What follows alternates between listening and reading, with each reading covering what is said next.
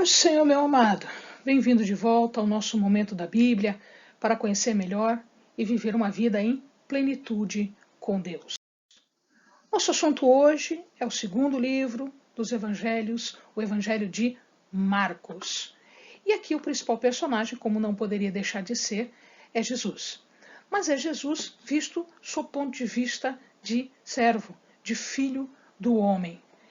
Este evangelho ele foi escrito para os romanos. Portanto, a linguagem, o conteúdo está próprio para a leitura feita por um romano, que era um homem de guerra, que era um homem de ação, que era um homem de execução, de fazer alguma coisa. Por isso, esta é a mensagem que Marcos vai trazer para os romanos. O autor, como nós dissemos, é Marcos. Marcos foi companheiro de Paulo, foi companheiro de Barnabé. E o seu nome quer dizer guerreiro. Os motivos pelos quais Marcos escreve esse livro são estes. Primeiro, ele queria animar os cristãos. Ele queria dar um ânimo aos cristãos que estavam passando por sérias dificuldades de perseguição. Lembrem-se, meus queridos, que os romanos fizeram a perseguição muito violenta, muito atroz.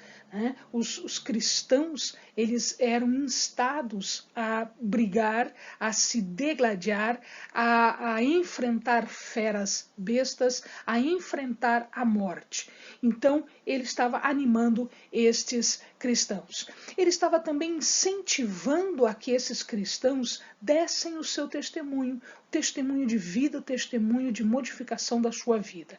E, por fim, ele estava incentivando os cristãos a confiar na segurança de Jesus, a confiar na mensagem de Jesus, a confiar em tudo aquilo que a boa nova tinha trazido para eles, a modificação da sua vida, a vida eterna, principalmente.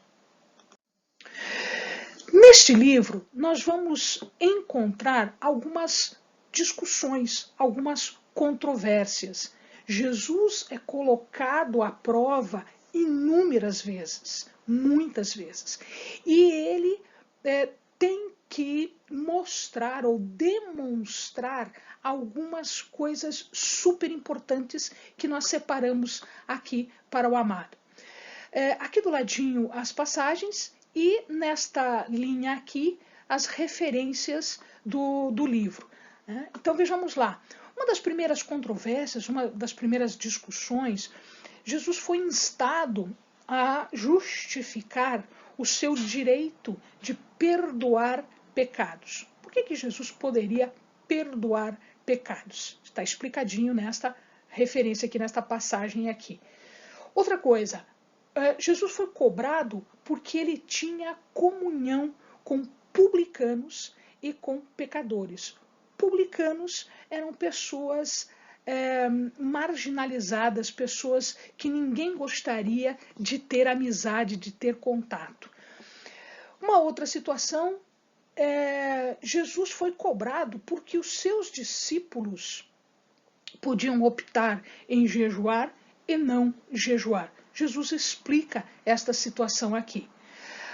A quarta situação é a colheita de trigo feita pelos discípulos no sábado. Os amados sabem que aos sábados não era permitido trabalhar e a colheita era considerada trabalho. Então ele foi cobrado exatamente por conta disso. A mesma coisa aqui na outra controvérsia, o direito de Jesus tinha de fazer o bem no sábado, de curar no sábado, porque era considerado trabalho. A natureza da família de Jesus ela é explicada aqui, então existe uma passagem muito importante em relação a isso. A origem do poder de Deus sobre a expulsão ou para a expulsão de demônios. Jesus explica isso também. A refeição dos discípulos sem terem lavado as mãos era um ritual necessário, eles tinham que lavar as mãos antes de comer e Jesus explica essa situação. A rejeição dos mandamentos de Deus pelos fariseus e mestres da lei em favor de sua própria tradição. Então eles deixavam de lado a regra e passavam a obedecer aquilo que eles tinham criado como regra. A legalidade do divórcio, a intenção de Deus para o casamento, depois a autoridade de Jesus para purificar o templo e a de João para batizar. Jesus também fala sobre João. O pagamento de impostos a César e do que é devido a Deus. Aqui tem uma frase muito famosa que muitos utilizam, né, no dia a dia. Até mesmo quem não é evangélico utiliza essa frase que foi usada por Jesus aqui. O casamento depois da ressurreição, o poder de Deus e o testemunho da Bíblia é explicado nesta passagem.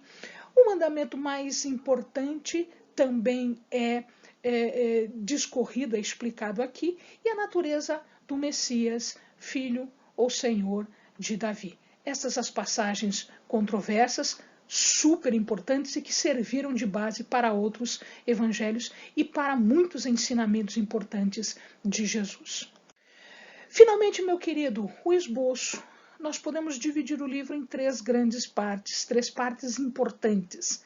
A primeira parte, ela fala sobre a preparação de Jesus para o seu ministério, através do batismo, através do recebimento do Espírito Santo, através da sua chamada, através da tentação que aconteceu no deserto. Uma vez preparado, o trabalho de Jesus, o caráter e a natureza desse trabalho, como Jesus fazia os seus ensinamentos, as suas curas, nós temos aqui inúmeras passagens muito importantes, muito profundas, que o amado poderá se servir e que o amado poderá enriquecer. E, finalmente, a morte e a ressurreição de Jesus. Amém, amados? Bons estudos.